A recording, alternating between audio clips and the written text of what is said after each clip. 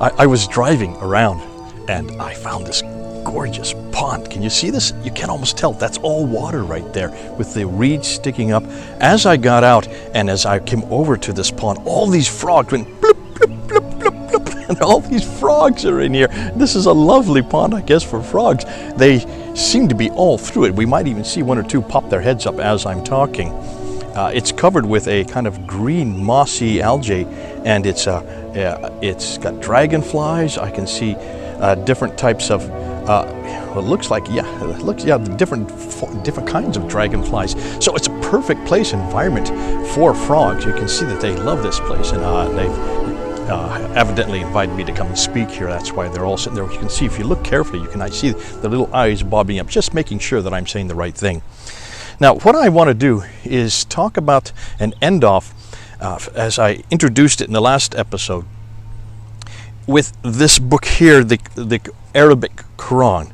The interpretation of the meaning of the Noble Qur'an is what they claim it, because they believe, the Muslims, that is, those of you who are watching, they believe that only this part here is the Qur'an. This part here, the Arabic part of the Quran. That's the only true part of the Quran. The rest is all nothing more than the interpretation of the meaning.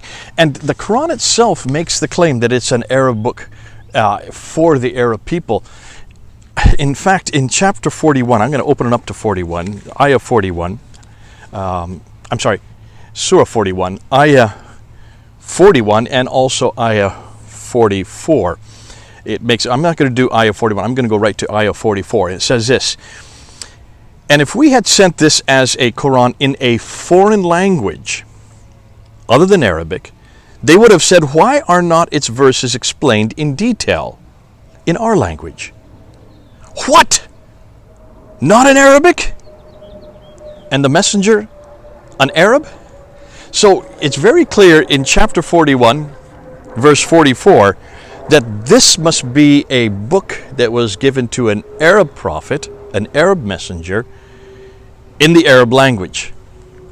That's repeated in Surah 12, Ayah 2, and it's also repeated in Surah 13, Ayah 37. So in 3 different places you will find that this book must be in Arabic for the Arabic people, given by an Arab prophet. And I've said this many times, it's fascinating to me, because when we look at the Bible, though it was written in Hebrew by Moses and all the others, and it would have been written in Greek for the New Testament, though it was written in those languages, we don't read it in those languages. We don't need to read it in those languages, because the Bible, as I said in the previous episode, it can be read in every language to everyone, everywhere, at any time, and in any place. That's the beauty of the Bible. It really is a universal book for everyone.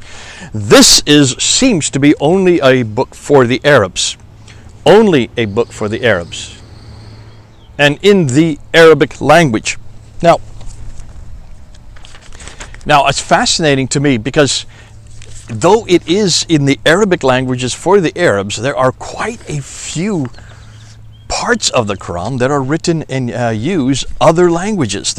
In fact, Dr. Arthur Jeffries in the 1930s did a study on this, and he found that he found almost his book called Foreign Vocabulary of the Quran. So he wrote a book just on this study, and it says that it's 300 pages of over 100 non-Arabic words that he found, and he categorized them into 9 different languages. Fascinating.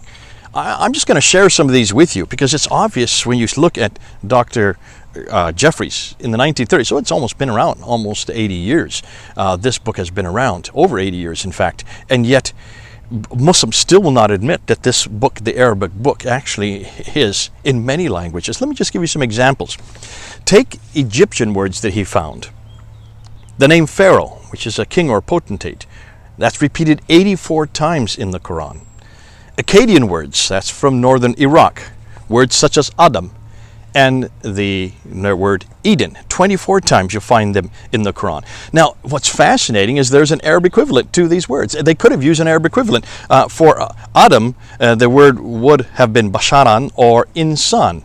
For the word Eden, because that's what Adam means, mankind. For Eden, the Arab equivalent would have been Jannah, which is the word for garden. They didn't use the Arabic words. Why didn't they use those Arabic words? Well, it seems obvious the reason why they didn't is because these are all borrowed stories. And we'll see that as you continue on. So we have Egyptian words, we have Akkadian words. What about Assyrian words? He talks about Assyrian words. The word Abraham, sometimes recorded as Ibrahim. The Arab equivalent would be Abrahim. But that's not what's written in the Arabic. You would have thought it would have been. And there's lots of Persian words, which now makes sense because the Persian area is where the Quran was mostly written. It came out of the Persian area. And when you look at some of the words that it's borrowed, the word like Harut and Marut are Persian names for angels. The word Sirat, that's that bridge, that pathway, the path that goes from earth over into paradise. The Arab equivalent would have been Al-Tariq. So why didn't the Quran use Al-Tariq, which is the same word, the equivalent in Arabic? The name Hur, which means disciple, has an Arab equivalent, Tilmith. The word Jinn, meaning good or evil demons, has the Arab equivalent Ruh. And then also Firdaus, meaning the highest or seventh heaven, has the Arab equivalent Jannah. So you can see in every one of these cases there was an alternative. They could have used their own Arab word. The reason, hold on. Let's just don't talk about the reason right yet. Let's go ahead and look at some other examples. So a fifth example of a fifth language is Syriac. Tabut, Taguth, Zakat, that's the tithe. Malakut are all Syriac words which have been incorporated into the supposedly Arabic Quran. Hebrew words, look at these. Heber, Sakana, Ma'un, Taurat, the word we use for Torah, Jahanim, and Tufan. The deluge are all Hebrew words that have been borrowed and brought in to the supposedly Arabic Quran. Greek words such as Injil or the Gospel has an Arabic equivalent, could bishara. So why didn't the authors of the Quran use that word, the Arabic word, since it existed? Iblis is not even Arabic, but a corruption of the Greek word diabolos. So it's a corruption of that word itself. Christian Aramaic is another language that Arthur Jeffrey talks about.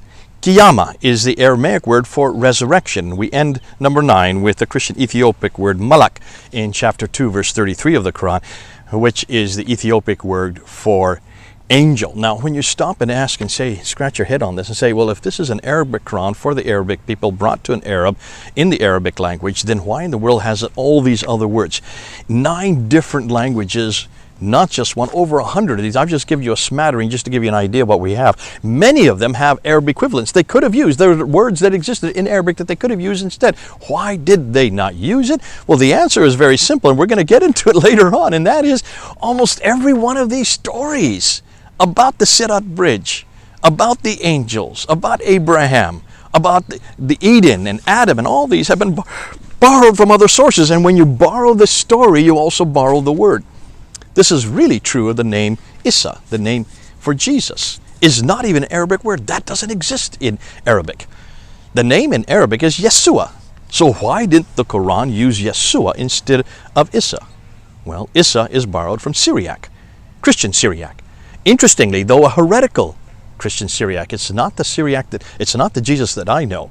And the Jesus, the Syriac Jesus, is a heretical Jesus. He does not claim to be God. He never dies on the cross. And the same Isa is found in the Quran. So you can see how in borrowing the word, they also borrow the story, or the other way around. In borrowing the story, they also borrow the word, proving that much of the Quran comes from other sources, comes from other languages, comes from other traditions, and comes from other authors. Oof, that's quite a mouthful. So this book turns out not to be such an Arabic book for the Arabic people. It may be for the Arabic people in the Arabic language today, but it certainly borrowed an awful lot from other traditions, borrowed an awful lot from other languages, borrowed an awful lot from other words. Well, here I am in front of this great pool with all the frogs, the froggy pool. Green on top, boy, the frogs love it, and you can see, in fact, I can see 2 of them right over there. I don't know if you can see them over here, but they're right over there. They're 2 frogs. They're looking at me, still looking at me. I hope they enjoyed as much as I enjoyed it being here. This is a great place. But I got to go. A lot more to do, a lot more to talk about. Here I am with my flowery Togo shirt given to me by friends in Togo on this beautiful green background. Up, can you hear him? There, that's the frog. Oh, he's saying, no, don't go, stay.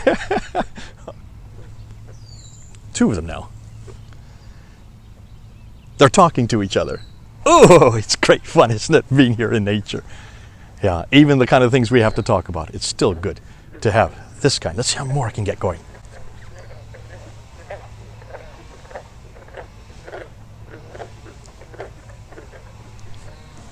Are you getting that? Are you hearing it? I don't know if there's someone who is cutting something over there so you can hear that.